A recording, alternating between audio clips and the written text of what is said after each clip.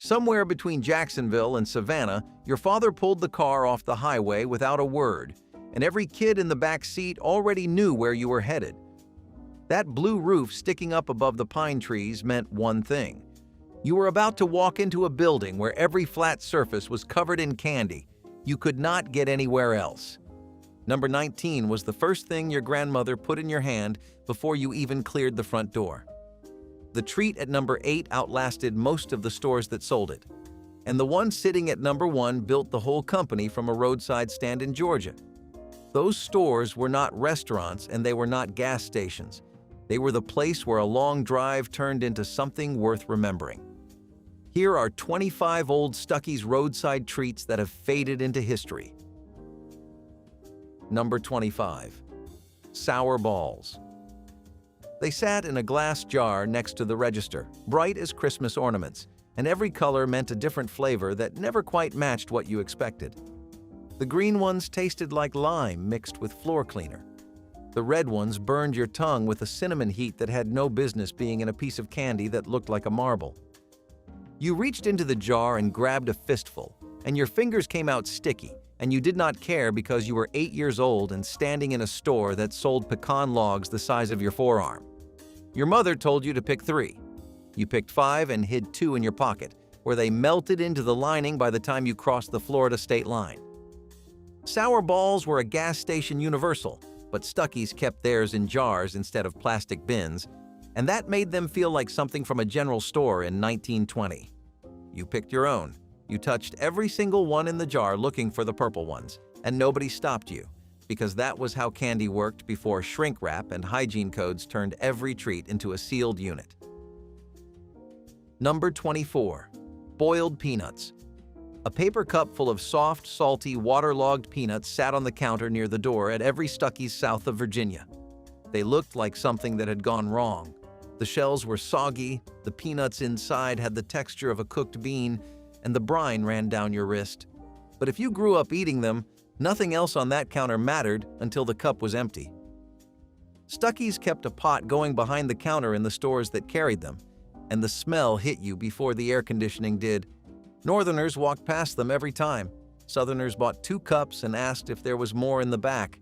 Before I go any further, for the folks who want more of these old recipes gathered in one place, I put together the Vintage Recipe Guide.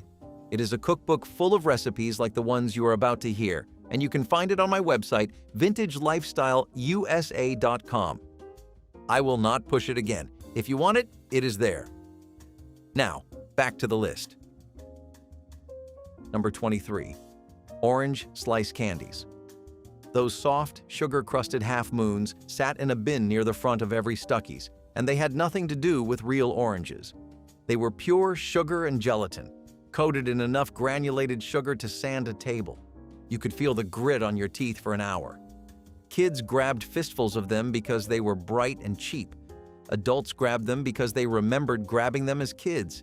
The flavor was somewhere between orange soda and cough syrup, and nobody ever complained about it. They were not a Stuckey's invention. Every 5 and dime in the country carried them. But something about buying them at a roadside store on a long drive made them taste different. You were not shopping. You were on an adventure, and these were the rations. Number 22. Honey bun. Stuckey's sold the big ones. Not the flat plastic-wrapped kind from a vending machine, but the thick spiral pastries glazed with enough sugar to make the wax paper stick. You had to peel it off in strips. The dough was soft and yeasty, and the glaze cracked when you pulled it apart. Your mother ate half of one in the car and pretended she had not. These were road food in the truest sense. Nobody ate a honey bun at home. You ate one because you were 200 miles from anywhere, and the next real meal was 3 hours away. Stuckey's kept them on a rack near the coffee, and by mid-afternoon in July, the glaze had started to run. Number 21. Glass bottle grape soda. The cooler at Stuckey's was a chest-style unit with a sliding top, and the bottle stood upright in ice water. You reached in up to your elbow and pulled one out dripping. Grape was the one kids wanted. Not cola, not root beer. Grape. The glass was so cold it fogged the second it hit the summer air, and the cap came off with a church key mounted on the side of the cooler. That sound, the hiss and the clink of the cap dropping into the metal catchbox, was the sound of a road trip starting over. The soda was sweeter than anything you would drink today, pure cane sugar and artificial grape flavor, and it stained your tongue purple for the rest of the afternoon. Nobody made you drink water instead. Those rules had not been invented yet. The candy counter at a Stuckey's was not organized. It was piled. Glass jars sat next to cardboard boxes, and cellophane bags hung from metal hooks on a pegboard wall behind the register. Nothing had a barcode. The woman behind the counter weighed your bag on a hanging scale and told you the price from memory. There was no nutritional information, no ingredient list, no allergy warning. There was just candy, and you pointed at what you wanted. That counter was the reason you remembered the stop 3 states later. Not the restroom, not the gasoline, not the road map your father folded wrong and stuffed into the glove box. The candy. It was the only part of the drive where someone asked you what you wanted, and your answer mattered. Number 20. Rock candy sticks. A glass jar of them sat on the counter, and they looked like something from a science experiment. Jagged sugar crystals grown on a wooden stick, clear or tinted pink or amber. You held one up to the window and the light came through it like stained glass. They took forever to eat, which was the whole point on a 6-hour drive. You licked one side for 50 miles and it barely changed shape. Kids who bit into them risked a cracked tooth. Kids who were patient made one last until the next state line. The flavor was nothing but sugar, no fruit, no mint, nothing clever, just pure crystallized sweetness on a stick, and somehow that was enough. Number 19. Whorehound drops. If you never tasted one, there is no way to explain it. If you did, you either loved them or you spat it into a napkin at your grandmother's house and never spoke of it again. Whorehound is a plant, a bitter herb that grows wild across the South, and people had been boiling it into candy for over 100 years before Stuckey's put a bag of it on the shelf. The drops were dark brown, almost black, with a flavor that landed somewhere between root beer and cough medicine. They were not sweet the way modern candy is sweet. The sugar was there to make the herb tolerable, not to hide it. Old men bought them by the bag. They kept a few in their shirt pocket the way other men carried mints, and they offered you one in the car with a straight face, knowing full well you were about to make a sound like a cat being bathed. The bag sat near the back of the candy aisle, past the pralines and the divinity and the taffy, and most kids walked right past them. That was fine. Whorehound drops were not for kids. They were for people who remembered a time when candy was not a treat, but a delivery system for something that kept your throat clear and your stomach settled on a long drive through August heat with no air conditioning and the windows down. Number 18. Caramel corn. Stuckey sold it in clear bags tied with a twist, and the pieces stuck together in one solid clump. You did not eat it kernel by kernel. You broke off a chunk like you were cracking toffee and chewed the whole thing at once. The caramel was dark and hard, not the soft, buttery kind. It had been cooked past the point where most people would stop, and it pulled at your fillings with every bite. The bag was always gone before anyone thought to offer it around. Whoever opened it ate it. By the time your father asked if there was any left, you were staring out the window pretending you could not hear him. The empty bag was under the seat. Number 17. Coconut haystacks. Little mounds of shredded coconut held together with chocolate or butterscotch, dropped onto wax paper and left to harden into rough, uneven piles. They looked like something a child had made, and that was part of the charm. Stuckey sold them in boxes near the pecan candy, and they were always the thing your mother picked. Not the fudge, not the brittle, the haystacks. She said they reminded her of the ones her own mother made at Christmas. The coconut was chewy and sweet, and the chocolate on the outside cracked when you bit in. They were never neat. Crumbs fell everywhere, and the chocolate left marks on your fingers that you wiped on the car seat when nobody was looking. Every box looked slightly different because they were dropped by hand, not molded. Number 16. Pulled taffy. Not saltwater taffy. Pulled taffy was a different thing. It came in long, twisted ropes, stretched and folded until it turned opaque and developed that chewy, slightly waxy texture that stuck in your back teeth for an hour. Stuckey's sold it in individual cellophane wrappers, usually in flavors like vanilla, strawberry, and molasses. The molasses ones were dark brown and tasted like something from another century, which they were. Pulled taffy had been a county fair tradition since the 1800s, and roadside stores kept it alive long after most candy companies moved on to cheaper production. It took time and muscle to make properly, and you could taste the difference between handmade and machine-pulled. The Stuckey's version landed somewhere in between, and that was fine with everybody. Number 15. Candied pecans. Stuckey's was a pecan company before it was anything else, and the candied pecans were proof.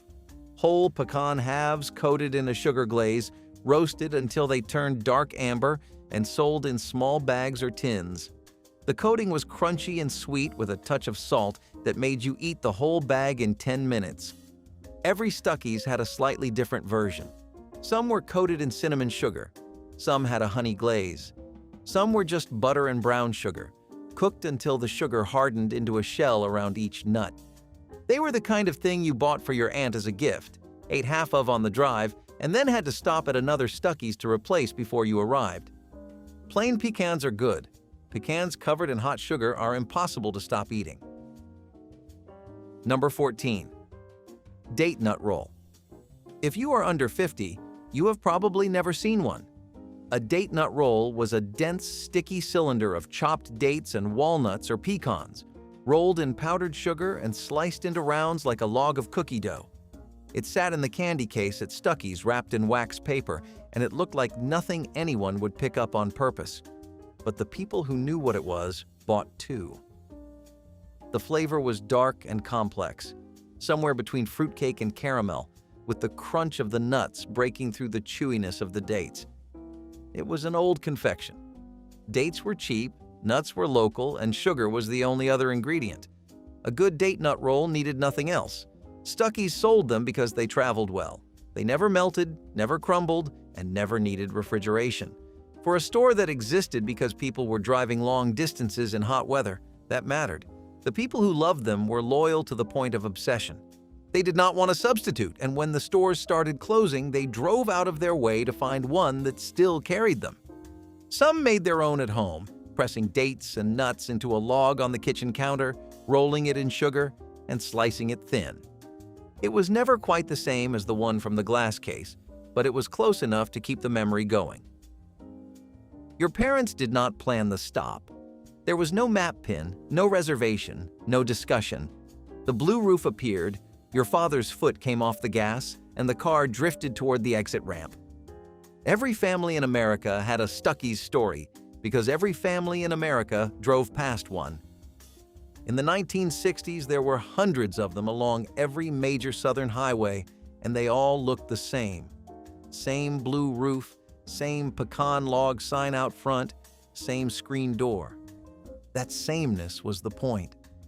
You knew what you were getting before you walked in, no matter which state you were in. It worked because the candy counter delivered on the same promise every single time. A place to stretch your legs, a cold drink, and a bag of something sweet for the next 100 miles.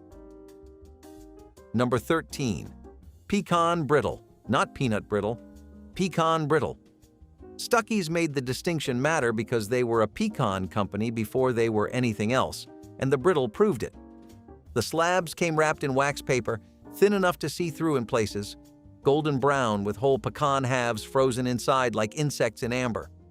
You cracked a piece off and it shattered into splinters that stuck between your teeth for the next 50 miles. The butter in it was real, and you could taste it under the burnt sugar, rich and slightly salty. It was nothing like the peanut brittle you bought at the county fair, which was thick and jaw-breaking and tasted mostly of corn syrup. This was delicate. It broke if you looked at it wrong, and half of it turned to dust in the bag before you got it home. Your mother wrapped it in a dish towel and set it on the dashboard where the sun kept it warm, and by the time you pulled into the driveway, the whole car smelled like a candy kitchen. Nobody makes brittle with that many pecans anymore. The cost alone would price it out of any roadside shop operating on highway margins. Number 12. Peanut patties. Bright pink discs of sugar and peanuts wrapped in cellophane, sitting in a box near every register from Florida to Texas. They were hard as a hockey puck and twice as sweet. The pink color came from food dye, and it served no purpose except to make them impossible to ignore. You bit into one and the sugar shattered around the peanuts, which were roasted and salty enough to make the sweetness bearable. Peanut patties were a Texas and Louisiana specialty that roadside stores adopted because they were cheap to stock and never went stale.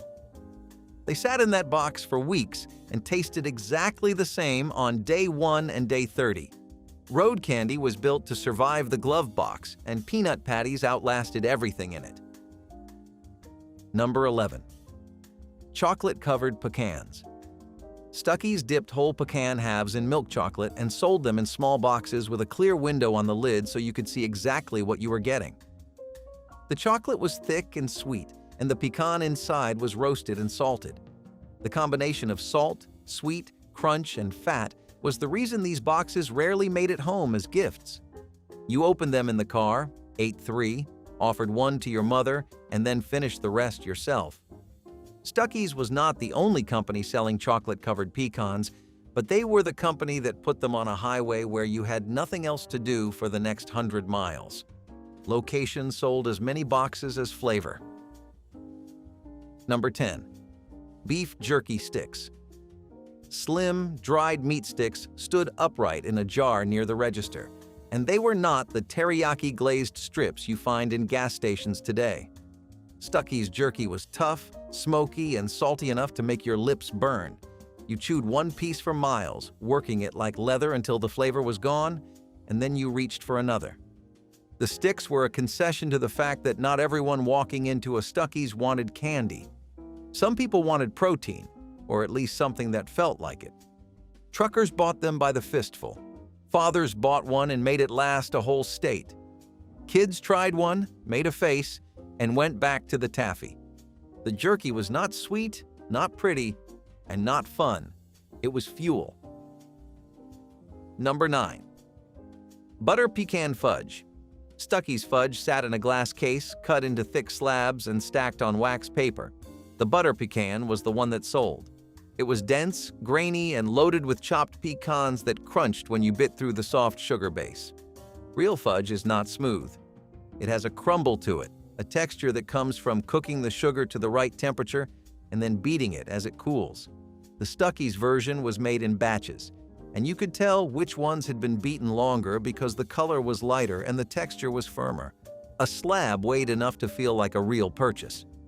You carried it out of the store in a small paper bag, and the paper was translucent with butter by the time you got to the car. That grease stain was how you knew it was the real thing. Number 8. Coconut patties. A flat, round disc of sweetened coconut dipped in dark chocolate, wrapped in cellophane, and sold at Stuckey's for decades. Shredded coconut, sugar, and a chocolate coating. Nothing else. But the softness of the coconut against the snap of the chocolate made them disappear from the bag faster than anything else on the shelf. Coconut patties survived Stuckey's. When the stores started closing in the 1980s and 1990s, the candy found its way into gas stations, truck stops, dollar stores, and rest area vending machines across the Southeast. People who had never set foot in a Stuckey's grew up eating them without knowing where they came from. The brand on the wrapper changed, but the candy stayed the same. A few companies in Florida still make them by the thousands, and they turn up in every roadside store between Miami and Memphis. The recipe has not changed because it does not need to. Coconut, sugar, chocolate. What made the Stuckey's version different was the context. You were not buying a coconut patty at the grocery store between the laundry detergent and the bread. You were buying it at a place where candy was the entire reason you stopped. Every purchase in that building felt like a small event, and a treat that cost a few cents felt like a souvenir. The gas stations that sell them today do not understand this. They stack them next to energy drinks and phone chargers, and the candy becomes invisible. At Stuckey's, it was the main attraction. The interstate system did not kill Stuckey's overnight. It was slower than that. The new highways bypassed the old 2-lane roads where the stores had been built, and one by one the blue roofs disappeared behind overgrown exits that nobody took anymore. The company changed hands, merged, shrank, and tried to rebuild more than once. Some of the stores still exist today, and a few new ones have opened. But the version most people remember, the one with the creaking screen door and the candy case, and the woman who knew the price of everything from memory, that version is gone. What replaced it is cleaner, brighter, and faster. But nobody pulls off the highway for it the way they used to. Speed is not what made those stores worth stopping for. Number 7. Peanut brittle. A flat sheet of caramelized sugar loaded with roasted peanuts, snapped into jagged pieces and sold in a tin or a bag. Stuckey's peanut brittle was hard enough to test a filling and thin enough to shatter if you dropped it. The best pieces had more peanuts than sugar, and you could hold one up to the light and see the nuts pressed flat inside the amber sheet like insects in resin. It was one of the oldest candies in American history, and Stuckey's did not reinvent it. They just sold it in a place where you had 3 hours of empty road ahead of you, and that made it the perfect thing to reach for. Thin, flat, and stackable. You ate a piece, set the bag on the seat, and reached for another one 50 miles later. Number 6. Pecan pie slice. The stores that had a food counter sold pecan pie by the slice, and it was not the syrupy, mass-produced kind. The filling was thick and dark, loaded with whole pecan halves that crunched through the caramelized sugar. The crust was short and buttery and usually a little burnt on the edge, which meant somebody had actually baked it there. A slice of pecan pie at Stuckey's was not a detour from the candy counter. It was the grown-up version of the same idea. Sugar, butter, and pecans assembled in a slightly more respectable format. You sat at the counter, ate it with a fork, drank a cup of coffee, and felt like a reasonable adult for 10 minutes. Then you bought a bag of pralines on the way out and ate them in the car. The pie gave you permission to pretend the stop was practical. The bag in your lap told the truth. Number 5. Pecan divinity. A white, cloud-shaped mound of whipped sugar, egg whites, and pecans. Divinity looked like meringue and tasted like nothing else. It was sweet without being heavy, and it dissolved on your tongue before you could really chew it. Making it at home was unreliable. Humidity ruined it, overbeating turned it grainy, and underbeating left it flat. The fact that Stuckey sold it in consistent batches meant somebody in the kitchen knew exactly when to stop. Divinity was a Southern specialty that most people under 40 have never tasted because almost nobody makes it commercially anymore. It does not travel well, it does not keep well, and it does not look like something you would pay money for. But if you tasted it once, you never forgot the texture. Nothing in a modern candy aisle comes close. Number 4. Saltwater taffy. Stuckey's sold it in mixed bags, small individually wrapped pieces in wax paper twisted at both ends. The flavors ranged from peppermint to banana to root beer, and the wrappers were color-coded so you could pick through the bag for the ones you wanted. Nobody ate the licorice ones. They sat at the bottom of the bag until your mother threw them away. Saltwater taffy had nothing to do with salt water. The name came from Atlantic City in the 1880s, and it stuck because it sounded better than pulled sugar candy. The Stuckey's version was standard, nothing remarkable about the recipe. What made it work was the volume. A mixed bag had enough variety to keep 3 kids quiet in the back seat for 200 miles, and any candy that buys you 200 miles of silence is worth whatever it costs. Number 3. Ribbon candy. Thin, folded sheets of hard sugar candy in layered colors, pleated like a paper fan and brittle enough to snap if you looked at it wrong. Stuckey's sold ribbon candy in clear boxes, and it was usually the thing people bought as a gift because it looked expensive. The colors, red, green, amber, white, were layered and stretched while the sugar was still hot, then folded into tight accordion shapes and left to cool. Eating it was an exercise in controlled destruction. You broke off a piece along one of the folds and let it dissolve, because biting it sent shards across your tongue like broken glass. Ribbon candy was a holiday tradition in most American households until the 1980s, when it quietly vanished from store shelves. Stuckey's was one of the last places you could find it year-round. Number 2. Pecan pralines. A flat, round disc of brown sugar, butter, cream, and whole pecans cooked in a pot, dropped by the spoonful onto wax paper, and left to set into something between a cookie and a candy. Stuckey's pralines were the real thing, not the boxed and shelf-stabilized version you find in airport gift shops today. The texture was sandy and crumbly, and the brown sugar had a depth that white sugar cannot match. You tasted butter first, then molasses, then the roasted pecan at the center. They broke apart in your hands, and the crumbs were worth licking off your fingers. Pralines are a New Orleans tradition that traveled east along the Gulf Coast and settled into every candy counter from Mobile to Savannah. Stuckey's did not invent them, but Stuckey's put them on a highway where millions of people tasted them for the first time. And for many of those people, that first praline at a roadside store was the reason they kept coming back. Number 1. Pecan log roll. This is the one. The treat that put Stuckey's on the map and kept it there for decades. A roll of nougat center coated in caramel and rolled in chopped pecans, shaped like a short log and wrapped in cellophane. It was sticky, messy, and impossible to eat with any dignity. You held it in one hand and bit off a chunk, and the caramel stretched between your teeth and the roll until it snapped. Pecans fell into your lap. Caramel stuck to the wrapper. Your fingers were coated in a film of sugar and nut dust that nothing short of soap and water could fix, and it was perfect.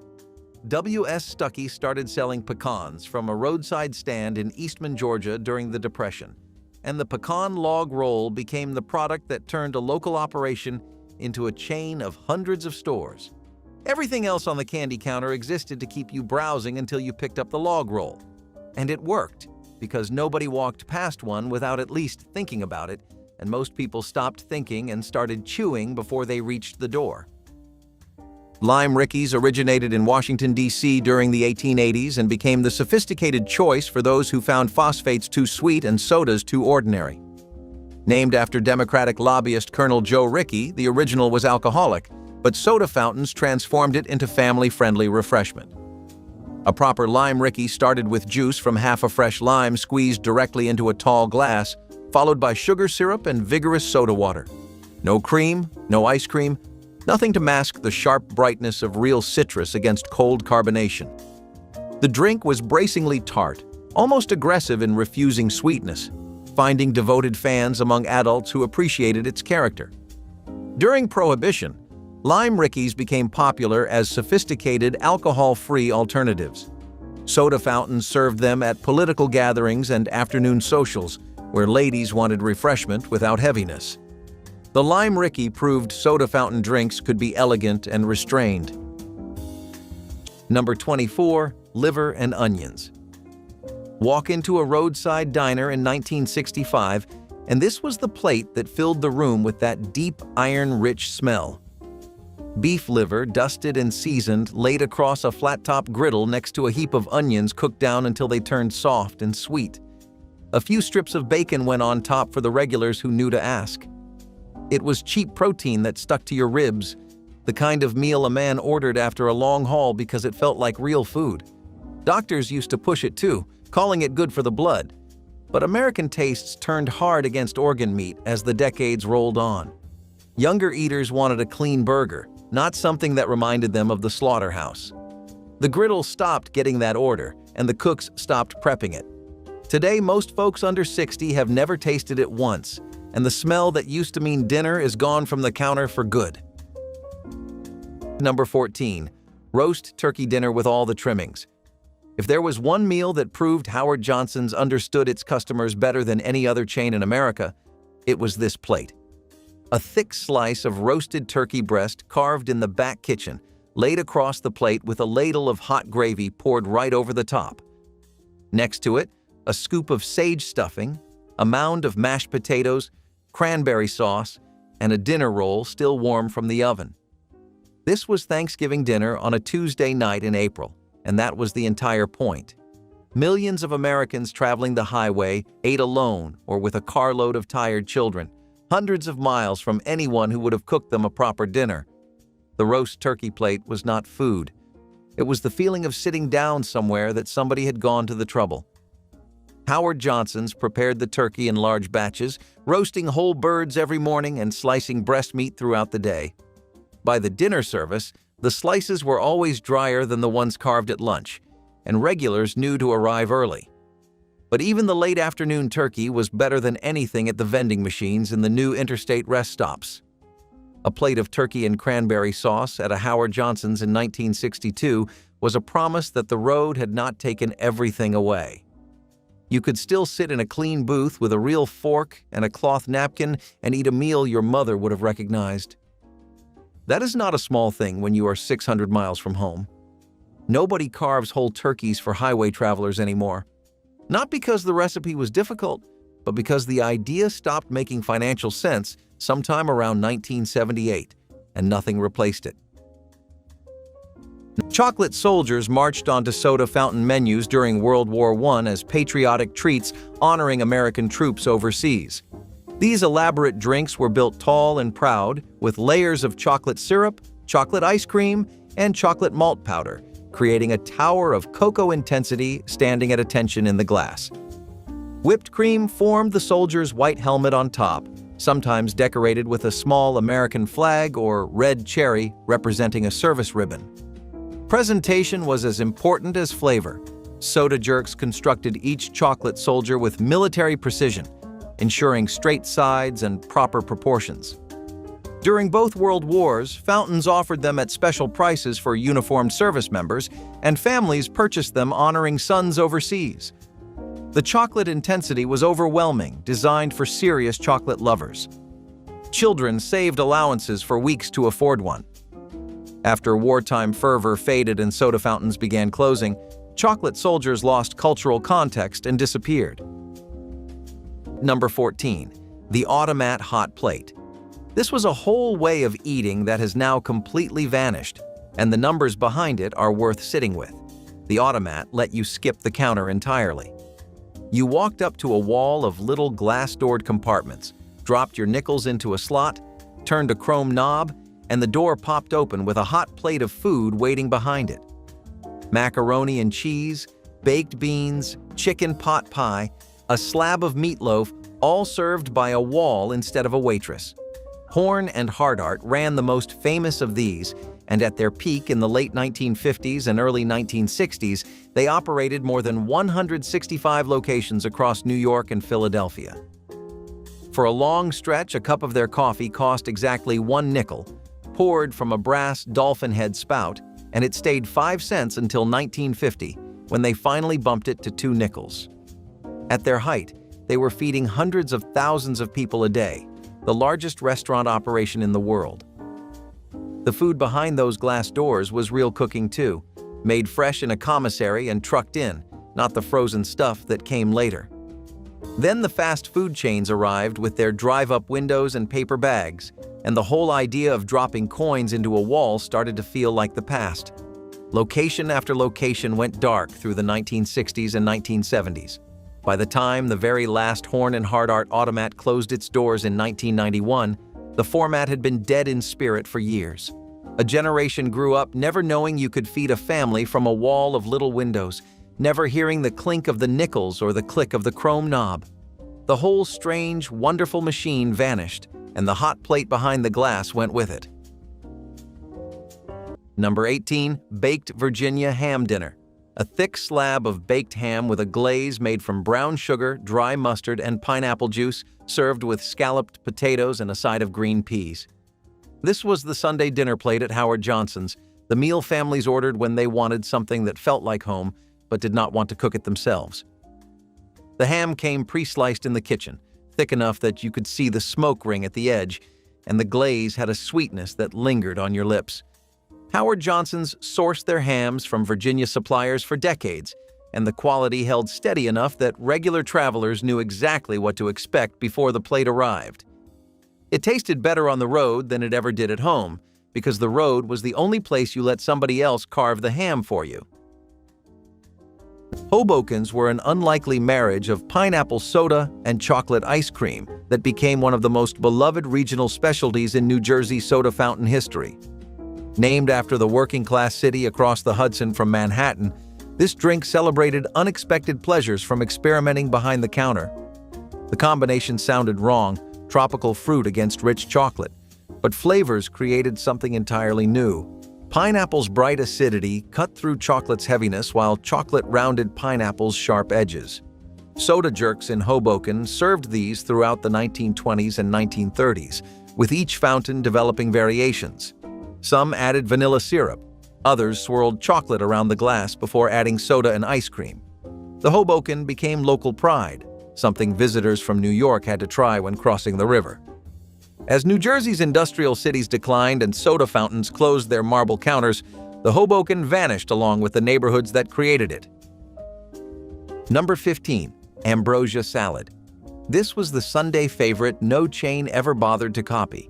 It came together cold in a big bowl, mandarin oranges and pineapple and shredded coconut folded into sweetened whipped cream, with marshmallows tossed in once the factories started making them cheap in the 1950s. Some cooks added a handful of pecans or a few maraschino cherries for color. It rode the line between salad and dessert and never picked a side, which was exactly the charm. Diners ladled it out alongside the meat and three on weekends, a soft, sweet, cloud-like scoop that felt like a treat without costing the kitchen much. It tasted like church potlucks and family reunions and a slower kind of Sunday. But it was fussy to keep fresh and entirely homemade, and no national chain ever saw the point of putting it through a commissary. So while burgers and fries got mass-produced and shipped everywhere, ambrosia stayed a local hand-mixed thing. When those independent counters closed, it simply left with them. Number 16. Turkey croquettes with mushroom sauce. These were the Monday special at most Howard Johnson's locations, and they existed for one reason: leftover turkey. Ground turkey mixed with celery, onion, and a thick bechamel, shaped into cylinders, breaded, and deep-fried until the outside turned dark and crunchy. They came two to a plate, sitting in a pool of mushroom cream sauce with mashed potatoes on the side. The croquette was already an old-fashioned dish by the 1960s, and Howard Johnson's was one of the last chains still serving them. There was something almost Victorian about the whole effort. This careful work of turning yesterday's leftovers into something that looked like today's meal. Most people who ate turkey croquettes at Howard Johnson's never knew they were eating reheated turkey, and that was exactly the point. In 1956, President Eisenhower signed the Federal Aid Highway Act and changed the way America ate. The new interstate highways were faster, wider, and designed to bypass every small town and roadside business that had grown up along the old two-lane routes. Howard Johnson's had built its empire along those older highways, where travelers had no choice but to stop. The interstates gave them a choice, and the choice was speed. Rest stops replaced restaurants. Vending machines replaced waitresses. A generation of meals that had been cooked in real kitchens and served on real plates gave way to food wrapped in paper and eaten with one hand on the steering wheel. Nobody voted to end the Howard Johnson's way of eating.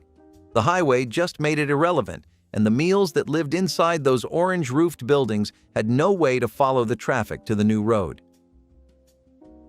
Cherry Smashes represented the theatrical peak of soda fountain craftsmanship, requiring more showmanship than any other drink. Unlike simple cherry sodas made with artificial syrup, a proper smash used fresh cherries dramatically muddled right in front of customers. The soda jerk placed ripe cherries in a heavy glass, added sugar, then crushed them with a wooden muddler until juice ran red and fragrant.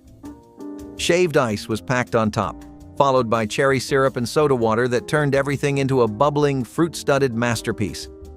The result tasted like concentrated summer, fresh cherry intensity that no bottled syrup matched, with pulp adding texture to every sip. Cherry Smashes were seasonal specials, appearing when local cherries came into season and disappearing with harvest. Children pressed faces against fountain counters watching soda jerks perform the ritual. Modern convenience killed the cherry smash because muddling takes time, skill, and fruit that cannot ship year-round. Number 17. Grasshopper Pie. If the dessert case had a slice of something pale mint green behind the glass, this was it. It borrowed everything from the grasshopper cocktail that swept through after the war, white creme de cacao and creme de menthe whipped into cream and set into a chocolate cookie crust. The color alone sold it, that soft green nobody else on the menu could match. It was cool and minty and a little grown up, the dessert you ordered to feel fancy at the end of a roadside meal. Diners loved it because it took no baking, just chilling, so a busy kitchen could keep slices ready in the cooler all day. For a stretch in the 1960s, it was everywhere. The height of dinner party sophistication served right off the highway. But the mint and chocolate fad cooled, and the boozy, retro look started to seem dated. Newer desserts crowded it out of the case. Today, that distinctive green slice is almost impossible to find, gone with the era that thought it was the last word in elegance. Number 22, chopped sirloin steak dinner. This was a hamburger that refused to call itself one. A thick oval patty of ground sirloin, seasoned and broiled, served on a hot plate with a baked potato and a side of green beans. No bun, no ketchup, no pickles. The whole presentation said this was a proper dinner, not a sandwich you ate with your hands. Howard Johnson's charged a premium for it compared to the regular hamburger, and travelers who wanted something that felt like a proper sit-down steak dinner without the price or the long wait ordered it by the thousands every single week across the chain. The chopped sirloin vanished from most roadside menus by the early 1980s, replaced by cheaper preformed patties that nobody pretended were anything other than what they were. There was a time when you could drive from Maine to Florida and never once eat somewhere unfamiliar. The orange roof of a Howard Johnson's was a contract with the American driver. It said the food would taste exactly the same in Connecticut as it did in Virginia. The menu would be identical. The booths would be the same turquoise vinyl. The ice cream would come in the same 28 flavors. Howard Deering Johnson built his empire on one idea: that a family 300 miles from home should never have to wonder what they were about to eat. That was the promise. And for 30 years, it held. What most people never think about is what happened to the meals when the promise broke. They did not go to other restaurants. They did not get passed down or written into cookbooks. They simply stopped existing because the only place they ever lived was under that orange roof. Egg creams carried one of the most misleading names in culinary history because they contained neither eggs nor cream. Yet this Brooklyn-born classic defined New York City soda fountain culture for generations. Created in Jewish immigrant neighborhoods during the late 1800s, egg creams combined just 3 ingredients: milk, chocolate syrup, and seltzer water. The magic happened in technique. Soda jerks poured cold milk into a tall glass, added Fox's You Bet chocolate syrup, then blasted the mixture with high-pressure seltzer until a thick, foamy white head rose. That foam was the signature. Creamy, frothy, impossibly light without actual cream. The drink had to be consumed immediately while foam held, making egg creams impossible to bottle. Every candy store in Brooklyn served them for a dime, and arguments about which corner made the best egg cream divided neighborhoods. When corner stores closed, the egg cream nearly vanished with them. Number 18, creamed chipped beef on toast. Servicemen had a saltier name for it, but on the menu it read plain and honest. Thin slices of dried salted beef got stirred into a roux of butter, flour, and milk, then spooned thick over toast with a little cayenne for bite. It started as depression food, the kind of meal you made when the pantry was nearly bare, and it became a fixture in military mess halls during the war. Soldiers came home with a taste for it, and diners were happy to serve it cheap for the breakfast crowd. For a couple of decades, it was a working man's morning plate, filling and salty and warm. But it never escaped its reputation. As chain restaurants spread and breakfast got built around eggs and pancakes, the creamed beef started to feel like leftover army food nobody missed. The counters dropped it one by one. A handful of old-school spots still make it, but for most Americans, it vanished off the breakfast board decades ago. Number 21, deviled crab, a mixture of crab meat, breadcrumbs, egg, Worcestershire sauce, and a sharp hit of dry mustard, packed into a real crab shell and baked until the top browned and cracked. Howard Johnson served this as both an appetizer and a main course depending on the location, and on the coast, you got 2 shells on the plate instead of 1. The seasoning was aggressive for its era. Most chain restaurants in the 1960s played it safe with their seafood, keeping everything mild and buttered so nobody would send it back. But the deviled crab had enough mustard and ground pepper to remind you that somebody in that kitchen actually wanted you to taste something. It was one of the first dishes cut when the chain simplified its menu in the late 1970s because crab was expensive, and nobody was making the drive to Howard Johnson's specifically to eat it. Broadway sodas paired chocolate soda with coffee ice cream, creating a sophisticated combination that adults loved while children turned up their noses. This drink earned its name from New York's theater district, where late-night patrons sought refreshment after shows. The combination seemed strange, chocolate and coffee competing, but flavors complemented beautifully. Chocolate syrup provided sweetness and depth, while coffee ice cream added bitter complexity and gentle caffeine, helping theatergoers stay awake on subway rides home. Soda Jerks built Broadway sodas with extra care, knowing customers were sophisticated New Yorkers who noticed wrong proportions. The drink appeared throughout Manhattan during the 1930s and 1940s, becoming associated with Broadway glamour, a little decadent, entirely New York. When coffee ice cream became harder to find and soda fountains began closing, Broadway sodas faded from menus. Today, few remember this elegant combination that once defined sophisticated soda fountain culture. Number 21. Salisbury steak. Here was a way to make ground beef feel like an occasion. The patty was seasoned, shaped oval so nobody mistook it for a hamburger, then smothered in brown gravy with onions and set beside a pile of mashed potatoes. It dated all the way back to a Civil War-era doctor named James Salisbury, who pushed ground beef as a cure for soldiers' stomach troubles.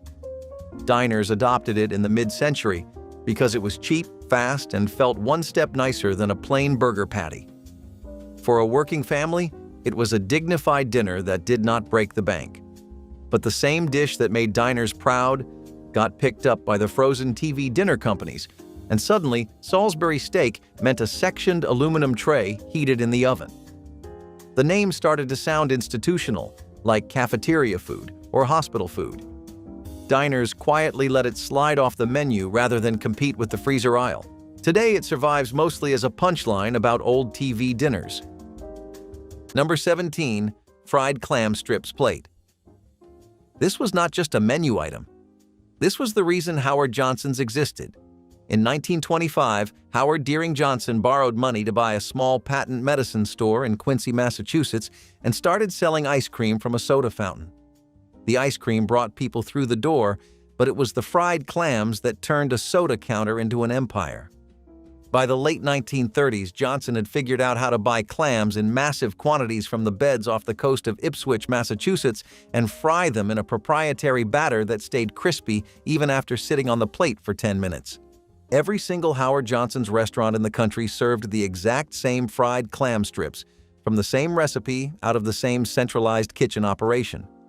The clams were tender inside and shattering crisp outside, piled high on a paper-lined plate with French fries, coleslaw, and a cup of tartar sauce. For millions of Americans, this plate was the taste of summer vacation. You ate it in a turquoise booth with your family still sunburned from the beach, and the grease on your fingers was part of the memory. Families drove 50 miles out of their way for it. There are letters in old newspaper archives from travelers who planned their entire road trips around Howard Johnson's clam strip stops. When the chain started cutting costs in the 1970s, they switched from Ipswich belly clams to cheaper Pacific clam strips, and the regulars noticed on the first bite. The new clams were rubbery and bland, and no amount of batter could hide it. There was no announcement, no apology, just a different clam on the plate and a loyalty that cracked right down the middle. The fried clam strip plate was on the menu for over 80 years. When the last Howard Johnson's in Lake George, New York finally closed, it had nowhere left to go. Nectar sodas were the drink that made every other fruit soda seem like an imposter, combining multiple fruit flavors into something greater than any single ingredient.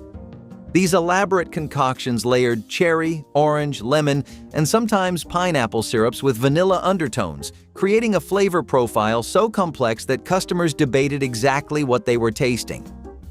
Soda Jerks guarded nectar recipes jealously, each fountain developing its own signature blend that regulars could identify blindfolded.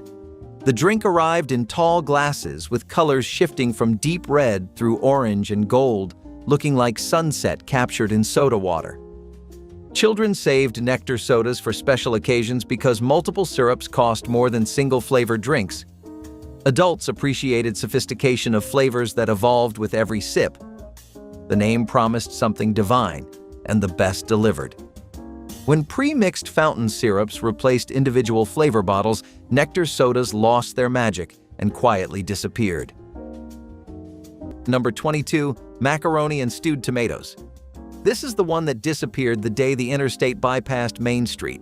It was about as plain as a blue plate special ever got, just boiled macaroni stirred into canned tomatoes, maybe a knob of butter and a little sugar to round it out. It came up through the Depression because it cost almost nothing, and small-town diners kept ladling it out for decades because regulars asked for it by name. It was a dish for the kind of place where the cook knew your order before you sat down. Then the new highway came through, and the cars stopped pulling off at the old downtown stretch. The travelers who would have wandered in for a cheap plate now blew past on the bypass toward the chains near the on-ramp. Those little counters could not survive on locals alone, and one by one, they shuttered. The macaroni went dark with them, a humble plate that needed a slow road and a steady door to stay alive. You will not find it on a menu now. Number 19. Breaded veal cutlet. A thin piece of veal, pounded flat, dredged in egg and seasoned breadcrumbs, and pan-fried until the coating turned deep gold. Howard Johnson's served it with a side of spaghetti and red sauce and a warm dinner roll, which made the whole plate feel more like a neighborhood Italian restaurant than a highway chain. Veal was still affordable in the 1950s and 1960s, and a breaded cutlet was one of the few dishes on the menu that felt like somebody's mother had actually cooked it. By the mid-1970s, veal prices climbed and the chain quietly swapped in a breaded pork cutlet that looked similar on the plate but did not taste like anything worth remembering. Most customers never said a word about the switch. They just stopped ordering it. Black and white sodas earned their name from the dramatic visual contrast of dark chocolate syrup swirling through vanilla ice cream and clear soda water. This wasn't a simple float. It was carefully constructed to showcase the soda jerk's skill in layering flavors without letting them combine. The glass started with chocolate syrup coating the bottom, followed by premium vanilla ice cream dropped precisely into the center. Soda water was added slowly down a long spoon to prevent the ice cream from overturning, creating ribbons of chocolate winding through white foam like marble veining. Customers used long-handled spoons to chase bites of ice cream with chocolatey soda, each mouthful different from the last. Black and white sodas appeared across America from the 1920s through the 1960s, popular in New York drugstores and Midwestern ice cream parlors. The drink required quality ice cream and thick chocolate syrup. As soda fountains gave way to fast food chains, this craftsmanship became economically impossible. Number 25.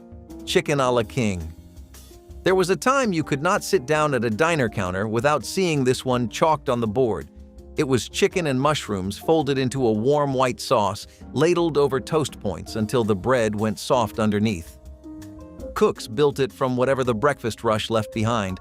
A little pimento for color, a splash of sherry if the owner was feeling generous. It walked a strange line, fancy enough for a society banquet, cheap enough for a trucker on a budget. They even served it at President Nixon's birthday spread, which tells you how far it had traveled. But by the late 1960s, the shine was already coming off. Frozen versions hit grocery freezers, and the homemade kind started to feel like something your aunt made, not something worth ordering out. The diners that kept it going did so out of habit more than demand. Now, you would be hard-pressed to find a single counter in America still spooning it over toast. Number 20. Friday fish fry platter. Every Friday, Howard Johnson's locations from the Midwest to the Eastern Seaboard ran a fish fry special that packed the dining room from 5 o'clock onward. A generous portion of battered haddock or cod, deep-fried until the coating shattered when your fork touched it, served with tartar sauce, lemon, a mound of French fries, and coleslaw. In Catholic towns across Pennsylvania, New York, and New England, this was the Friday meal, and there was no discussion about where to go.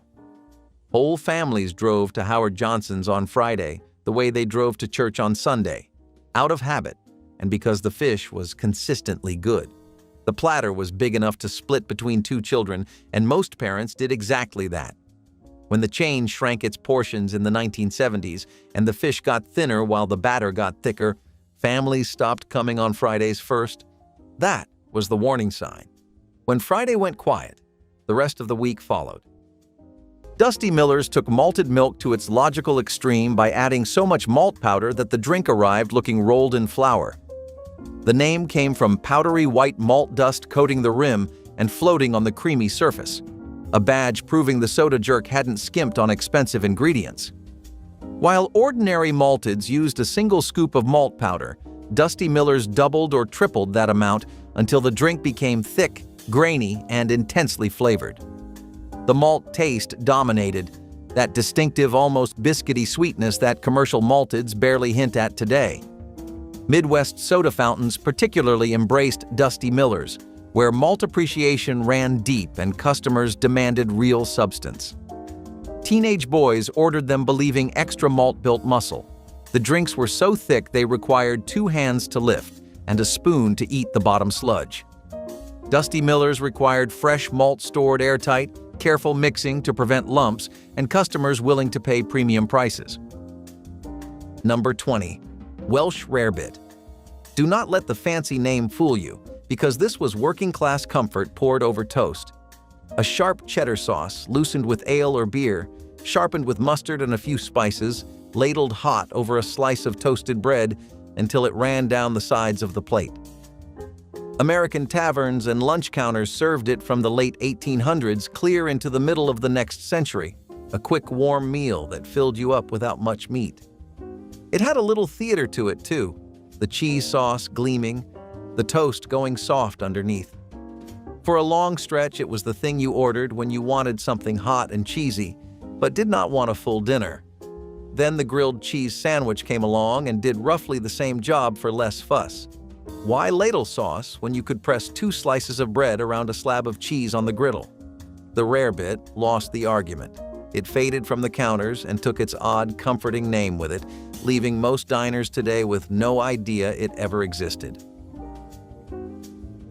Number 15. Broiled Boston Scrod. A young cod or haddock fillet, split and broiled with butter and a light dusting of paprika, served on a hot oval plate with lemon, boiled potatoes, and a small dish of drawn butter. The word scrod confused half the customers who ordered it. It was not a species. It was a size, a young and small cod, tender enough to fall apart if you looked at it wrong. Howard Johnson's served it with a side of their brown bread, and in the coastal towns north of Boston, this was what the locals ordered instead of the clam strips. The tourists ate clams. The regulars ate scrod. When the chain began sourcing cheaper fish from overseas and dropped the Boston designation, the scrod plate lost the only thing that had made it special. Phosphates were the original soda fountain sensation that launched an entire industry before Coca-Cola existed. These effervescent drinks combined carbonated water with flavored syrups and acid phosphate, a tangy, mineral-rich solution that gave each sip a distinctive crisp bite unlike anything served today. Soda jerks pumped syrup from ornate dispensers, added acid phosphate, then topped with fizzing soda water drawn from elaborate brass fountains. The result was refreshingly tart without being sour, with a clean finish that brought customers back daily. Every drugstore and corner pharmacy from the 1870s through the 1920s featured phosphates, with flavors ranging from cherry and lemon to exotic violet and wild orange. A phosphate cost 5 cents and provided refreshment plus mild medicinal benefit. Phosphoric acid was believed to aid digestion. Young couples courted over phosphate glasses, businessmen closed deals at soda counters, and children saved pennies for weekend treats. Sweeter sodas eventually pushed phosphates into obscurity. Number 13. The Lime Ricky. Before soda came out of a gun in a can, the diner soda fountain mixed your drink to order, and the Lime Ricky was one of the best of them. The counterman squeezed fresh lime, added a shot of syrup, and topped it with seltzer pulled straight from the tap until it fizzed up cold and tart. The bite of the lime cut clean through the sugar, so it never tasted cloying the way a bottled pop did. It went back to the 1880s as a grown-up drink in Washington, but by the diner age it had become the thing kids ordered after school and adults ordered when they wanted something sharp on a hot day. The soda jerk who could build one fast and fizzy was a small-town legend. But the hand-mixed fountain drink was a casualty of the bottle and the can. Once soda came pre-made and ice-cold from a cooler, nobody wanted to pay a man to squeeze a lime. The fountains were ripped out, the syrups packed away, and the Ricky faded into a memory of a counter that no longer exists. Blue Roof is mostly gone now. A few of them still stand along highways in the South, and a few new ones have opened. But the version I remember, the one with the candy case and the screen door and the woman who weighed your bag on a hanging scale, that version belonged to a kind of road that does not exist anymore. If you ever walked through one of those doors, find a treat from this list. Track down the closest version you can and eat it the way you used to. In the car, windows down.